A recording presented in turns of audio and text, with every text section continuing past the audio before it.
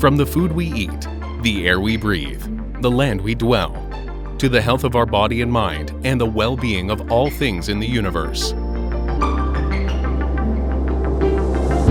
Unlock the science with Chula Radio Plus. Welcome to Unlock the Science. I'm Lawanjira Suladet.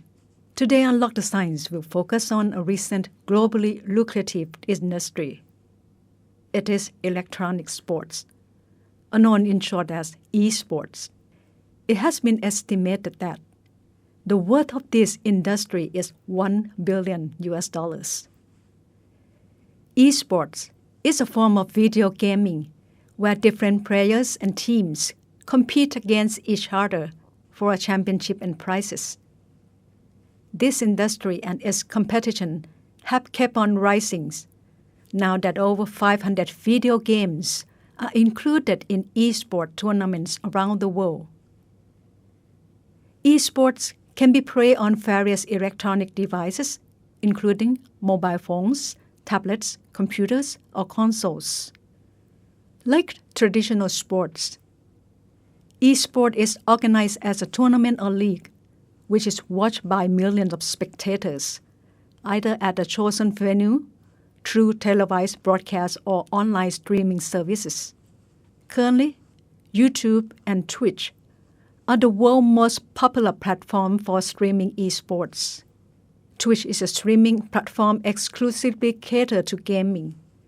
According to Newzoo, a globally renowned game insights and analytics provider, approximately 1 in every 16 people around the world watched an eSport event in 2021. Another similarity between traditional sports and eSports is that professional eSports teams will be supervised by their coaches, who are responsible for maximizing the team's potentials and developing strategy for team members. Last but not least, like a traditional sports competition, an eSports tournament or league will offer its winner with appealing cash prizes. According to the Guinness World Records, the largest cash prize for a single competition ever awarded in eSport history is $40 million. The prize is offered by the International 2020, which is one of the most significant eSports events in the world.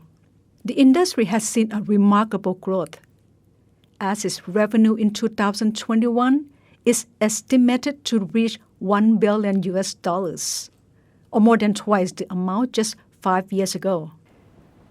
As of 2021, China is the largest eSports market, followed by North America and Western Europe. Though not a leading player in the market yet, ASEAN, or the Association of Southeast Asian Nations, is recognized as the fastest growing region. When it comes to Thailand, which is a member country of ASEAN, the Sports Authority of Thailand officially recognized eSports as a kind of sport since 2017.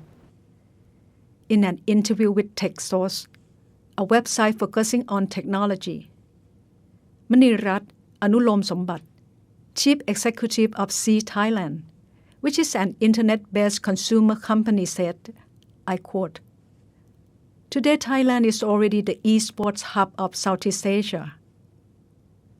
She added that Thailand was the first country in the region where eSports had gained support from the private sector.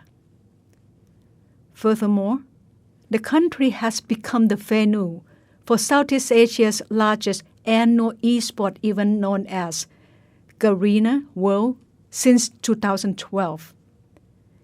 This event attracts hundreds of thousands of gamers and millions of spectators yearly.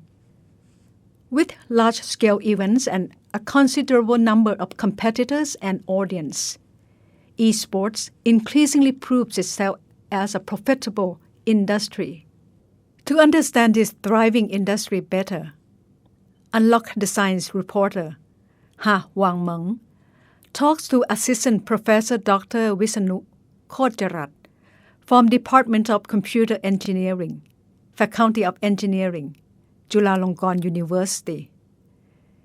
Dr. Vishnu is also an advisor to Chula eSports Club, set up to promote this activity at the university. Compared to other countries, what is the overall landscape of Thailand esports industry after more than 1 year of the COVID-19 pandemic? Well, I heard that many offline competitions were canceled. So it affects us to the level where, well, some esports teams were actually disbanded because they were affected by the economy. But the overall industry bounced back quite quickly. They organized online events instead of offline events. So that actually helped. For example, well, the affected incident that I know was the Arena of Valor World Tournament 2020. Yeah. That one was an offline competition, and Thailand was supposed to, to send the players to compete. But since it was canceled, we have to, join another online competition instead, which is, I think, Arena of Valor Premier League online competition. So it kind of replaced the offline event in time. During the COVID-19 pandemic, people have to stay at home and electronic devices are probably one of their best friends. Has it made esports become more popular around the world, including in Thailand? I think the answer is yes. Well, internationally, there are many sports that actually shifted from offline to online. Many very obvious examples are motorsports. So they become virtual motorsports instead, with real racers or real players actually compete in a game. Like Formula One, it's a racing game. The Formula One is a specification of racing car. And for Formula One, there were many online matches. And I think people play the game Formula One quite a lot more. And the data they collected online was, well, actually made into a research paper. And I have read that research paper. There's quite a lot more competition online and a lot of shifting from offline to online sports, and games were being watched more, right? So I think it's true. Are there any Thai out there who actually earn their living by playing esports? I've known some, like an Overwatch game player. His name is Mickey, and I think he went to the US to become an Overwatch esports player. But now he's back in Thailand, I think. So he now becomes a streamer instead. So there are actually some people out there who earn their living by playing esports right now in Thailand. There are quite a few, but I don't think they are promoted enough. And what are the most common stereotypes that these esports players in Thailand have to face with? I think there may be two stereotypes. The first one is they are being confused with game addicts, all right? And the second one is, I don't know if I should call this a stereotype, but parents believe that esports players cannot support themselves for long. Like when they're getting older, they cannot compete anymore, and they will, fall off from the industry. And the competition is also fierce anyway. So players, even though they're not older, they're not retired, they may fall from the top and lose their earning very easily. So that's, I think, what people view the esports player. Do you think the stereotypes that you just mentioned are the major reasons why only a few Thai students choose esports as their career path, or are there any other reasons? For the game addict stereotypes, I don't think that's the reason. I think the reason is about the long-term economic value. Yeah, about the retirement, what will they do after retirement or after they fall from popularity. I think this is the main reason. How can esports player deal with those stereotypes? Well, for game addict stereotype, I think esports players can show other people by just letting them know their daily routine, that we're not game addict, but we train, we schedule our time, right? That's for the game addict stereotype thing. For the long-term money problem, well, we cannot do anything much about retirement or fall from popularity, but we can still stay in the industry. We can try out the demand by becoming a streamer. There are quite a lot of examples, like Mickey, who play Overwatch, and other players I know. There were a few students who graduated from Faculty of Engineering too, that now become a streamer. So they are in the industry, even though they are not competitive, right? And also becoming a commentator can also help. If the esports that they want to comment have league competitions, they'll be regularly involved and regularly earn some salary or money. What can be done to promote the awareness and understanding of older generations about esports?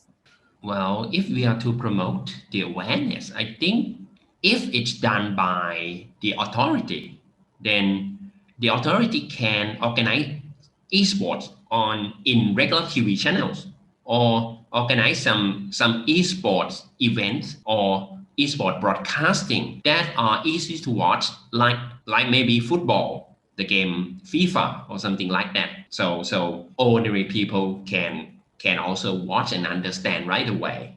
So that's by the authority. If it's by ourselves or by the students to promote the awareness to the older generations, we can do it by having older generation watch while we play. Try to persuade the older generation to watch while we play. Go to the game event with us. And apart from that, we must organize our time so that the game does not interrupt our duty, all right? Like doing good grades and things. The game shouldn't interrupt that, all right? So that I think will help, but help by the authority will be much appreciated since it's on a larger scale. We will take a short break now.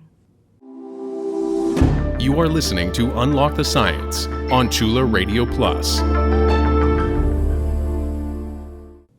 Talking about career prospect in esports, becoming a professional gamer is not the only choice.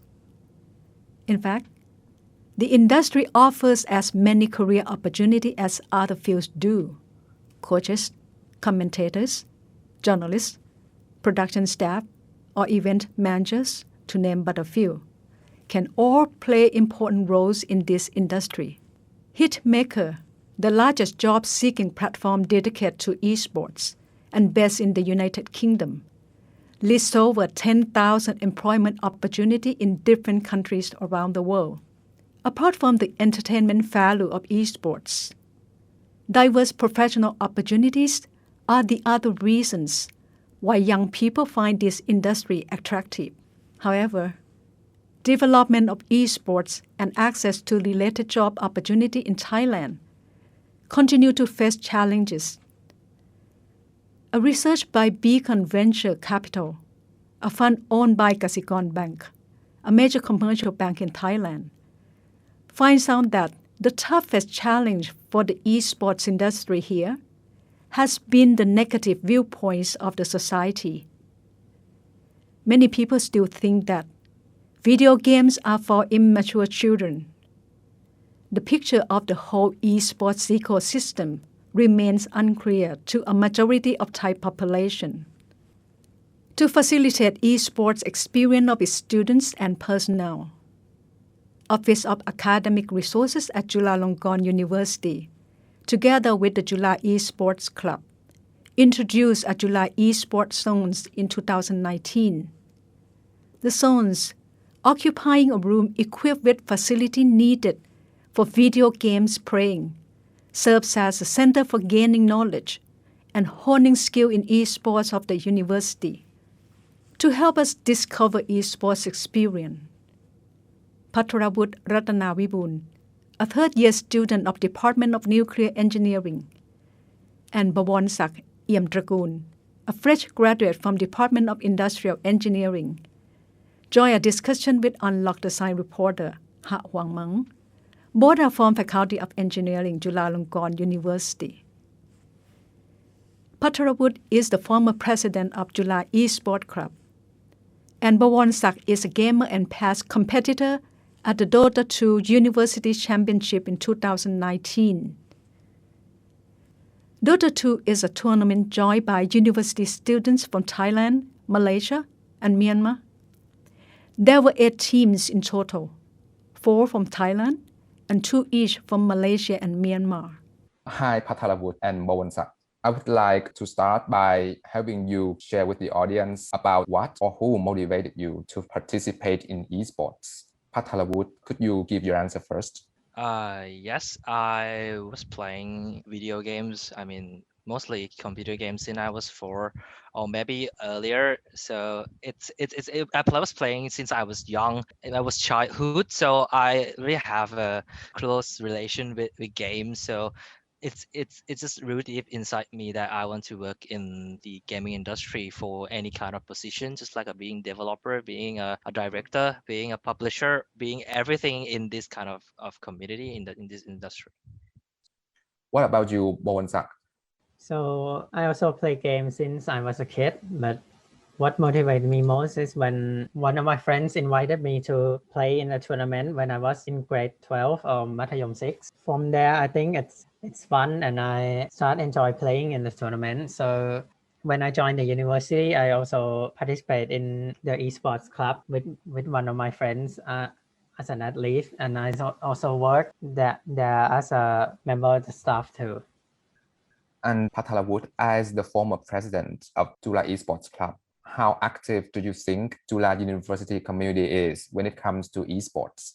Well, when it comes to esports, I think everyone in our generation has experience in playing video games for both the PC games and mobile games or even console games. So I think they are native with this kind of media, but not everyone want to join the activity we do, just like the competitive event or competition or even the community event, just like a casually event we organize for each games to make people join and playing or doing activities in our event. So this is only 4 years of our club, so it is only the starting of building up community in Chulalongkorn University. But I think, as I told you before, that we are native with this kind of media, so I think it's a big community. It's a very active community in university, not only in Chula, but for I think for every university in Thailand it's very active. Also, it depends on which game you organize. I mean, which game you want to compete, which game we pick to organize an event. So it depends on which game. If we organize just like mobile games, AOV, so there are many people willing to join it because everyone play, almost everyone playing it, and it's easy to engage people because it's mobile game, portable. It's easy because everyone has mobile phone, but not all have PC. Yeah, it depends on games. Next, I would like to talk to Borwornsak about tournaments. Borwornsak, I'm aware that you took part in the Dota 2 University Championship in 2019. Could you please briefly describe the game that was featured at the tournament?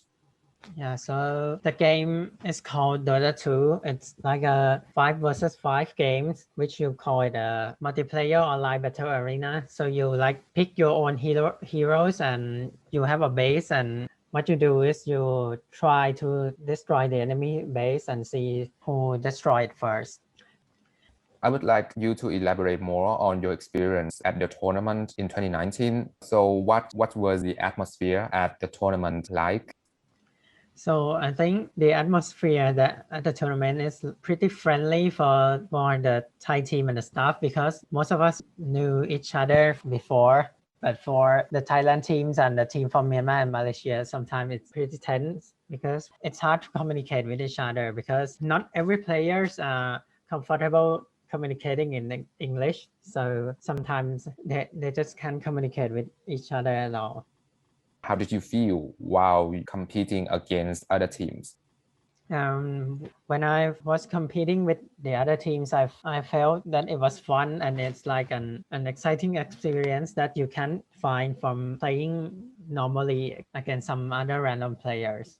Yeah, I mean that it's like when you play games at home and something like that, it's not the same as joining the tournaments. It gives you like a special feelings.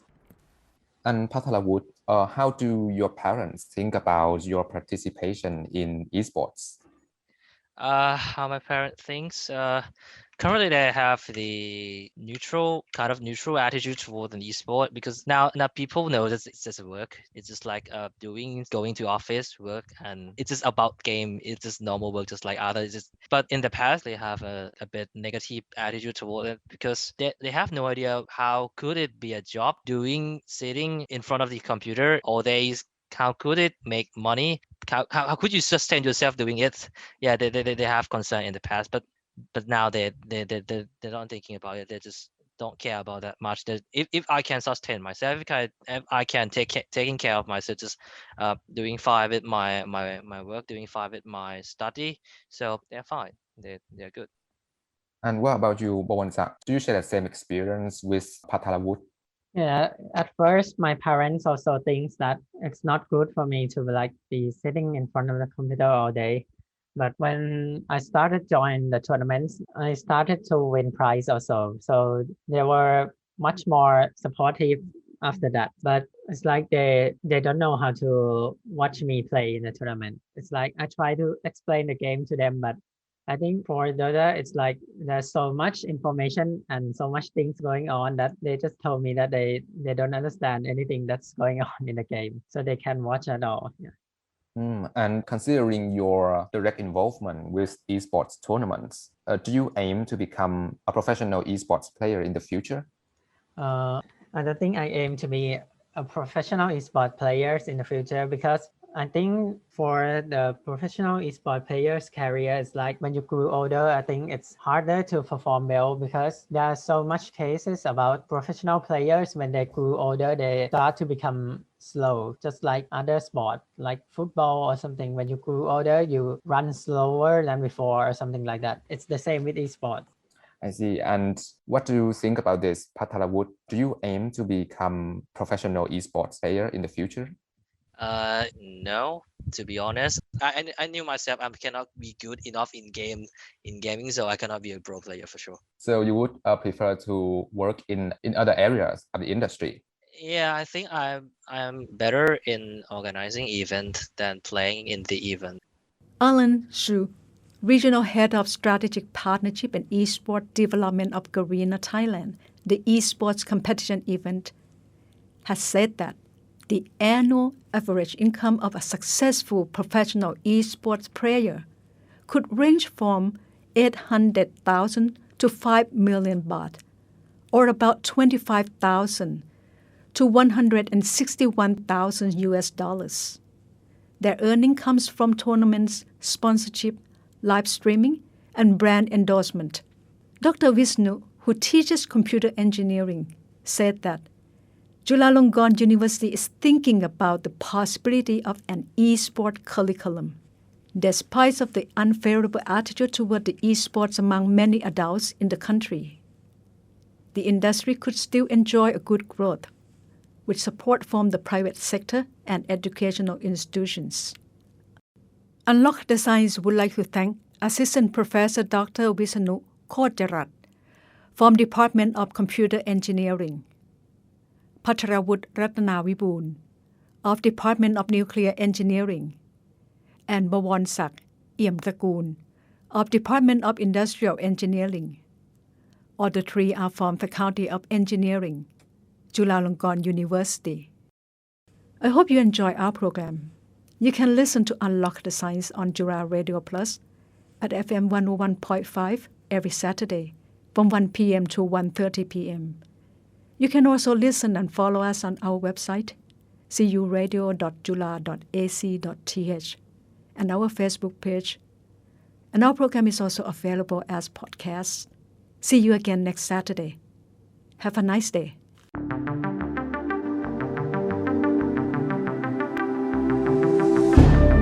Unlock the Science is edited and produced by Sinfa Tunsarawut with Lawan Jirasuradate as the program host and co-producer.